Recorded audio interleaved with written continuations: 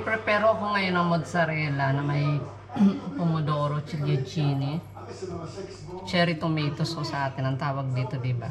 Ito ang kakainin ng asawa ko. Hindi daw siya masyadong gutom, tsaka dahil mainit nga rito. Sabi niya, mas gusto niyang kumain ng fresh. Mahilig ko siya sa mga gulay na hilaw. Mas gusto niya kaysa dun sa luto. Tsaka gano'n naman talaga ako pag ganitong panahon dito na mainit.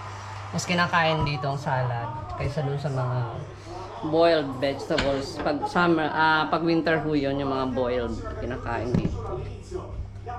Ayan, i-prepare natin. Tapos pag naglabas ako ng isang mozzarella. Solo una amore? Una mozzarella va bene? Sì, una.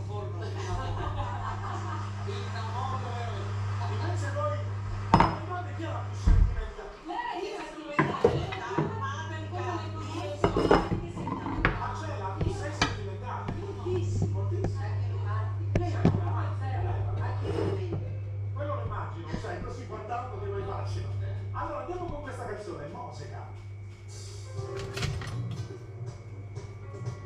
Tatak siguro kayong laki ng kutsilyo ko. Ito lang naman ang iluluto, ang hiwain ko. Sanay ako sa mas malaking kutsilyo kaysa nung sa maliliit.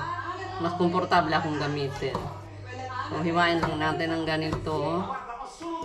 Sabi ko, lagyan ko ng basil. Ayaw niya raw. Hindi siya mahilig sa herbs. Pero kung minsan kinukusa ko na, di ko na tinatanong. Kaya lang, sabi. Kanina tinanong ko kasi, siyempre, siya kakain eh.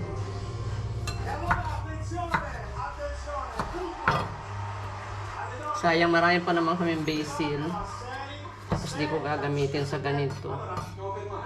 Siguro kinunggoy basilic ko. Olio. Sì, un pochino veloce, sì. Olive oil.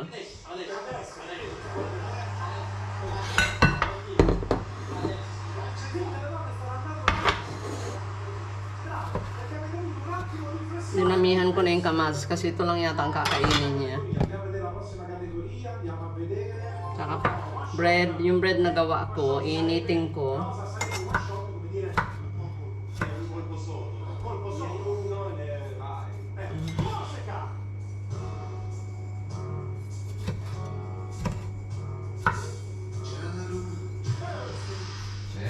Gusto ko sanang lumabas kanina ng maaga pa para maglakad.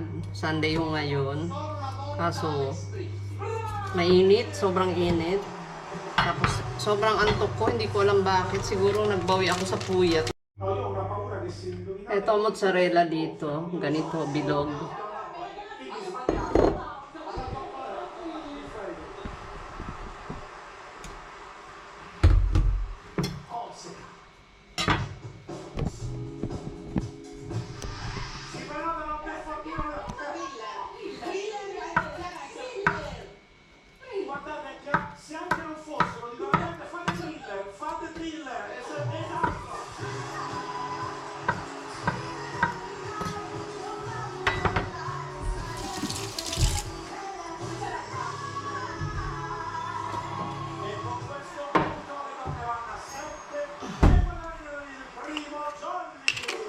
Lagyan natin ng konting olive. Ito na ho yun. Lagyan natin ng konting olive oil.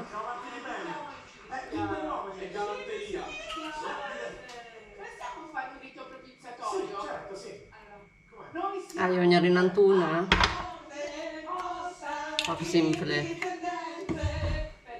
Usually kasi pag kumakain dito ng ganito, kung salad lang kung kakainin, kadalasan ay kinukumpleto, nilalagyan ng boiled egg, tuna. Kaya lang sabi niya masyado na raw marami. Naniinitin ko itong bread. Yung ginawa ko pang bread para mag-crispy ng konti. Tsaka para uminit. Mas masarap yung mainit na bread. Ako naman, si Pinay, kakain ako ng kanin.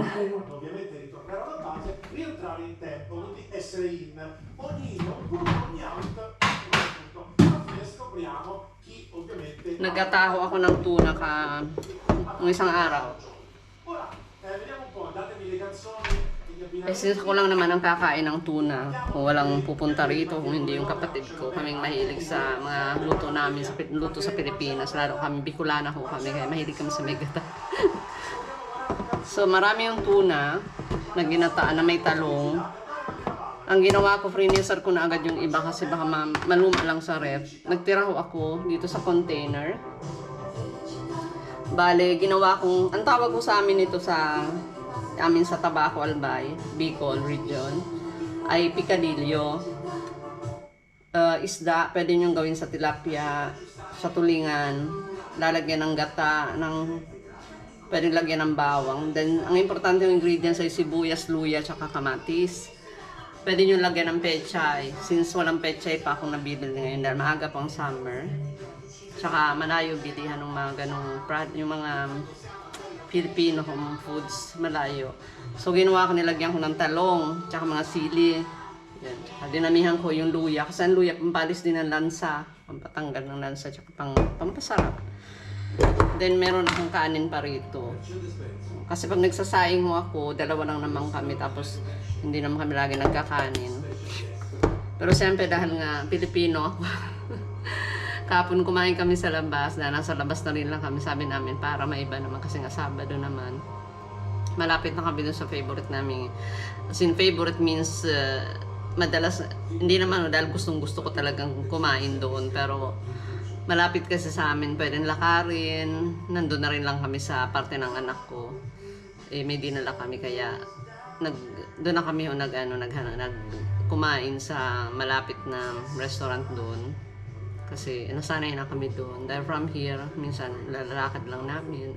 Kahapon nakapark na doon yung kotse. Sabi namin magpalipas muna kami ng oras. Kain kami doon. Tapos after na kumain kami ng dinner, naglakad-lakad kami. Tapos kumain kami ng gelato na ice cream.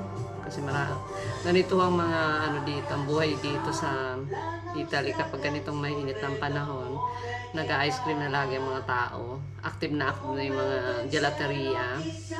Mga fresh yun, fresh na ice cream.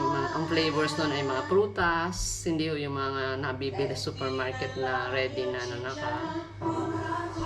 ayun, naglakad kami, namasyal kami, tapos sa park, dun lang sa area. Tapos sumakay na kami pauwi dito. Yun na.